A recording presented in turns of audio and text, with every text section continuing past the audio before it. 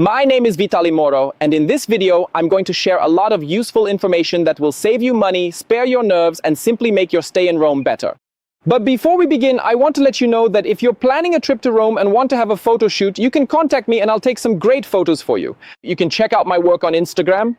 The link to my Instagram is below this video. So, where to eat in Rome? You know, in previous videos, I gave some recommendations about specific restaurants, but this time I won't do that because, first of all, any specific restaurant recommendation is only relevant at the time the video is released.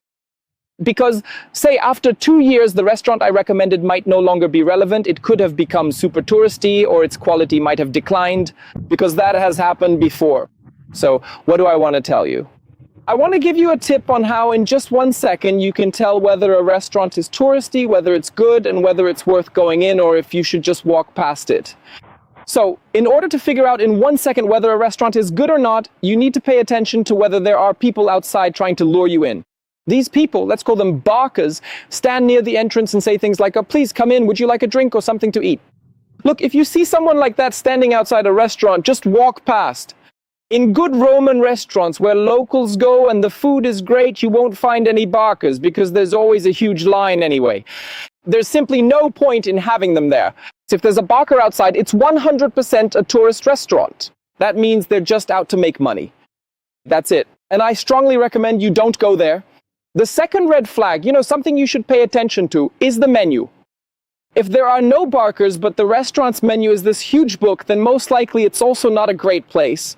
Because usually in a Roman restaurant, the menu is very small. That is, it's, a few first courses, a few second courses, maybe a salad or two. For example, if it's a pizzeria, then most often they only make pizza, right? So if it's a different type of restaurant, then they focus specifically on what they specialize in. If there are 150 different dishes, ranging from fish to cutlets, then most likely that's also a touristy restaurant. And, well, I strongly advise against going there because usually if you go to a pizzeria, they only have pizza, maybe a couple of other things, but you won't find a menu that's 2 centimeters thick, like a book. That's it. A single page, or at most 2 pages of a menu. That's a really good sign of a restaurant that locals actually go to.